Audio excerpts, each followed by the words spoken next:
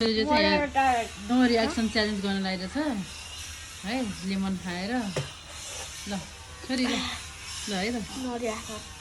no reaction है त्यो होइन अर्को यो बाटी खाँदै थाहा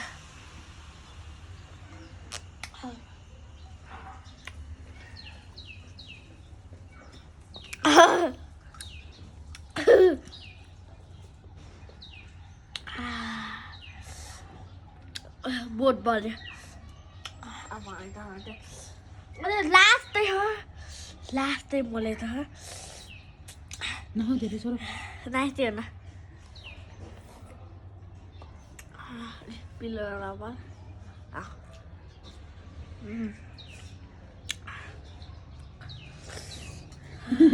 नो रियाक्सन भनेको रियाक्सन दिइसक्यो मबाट पानी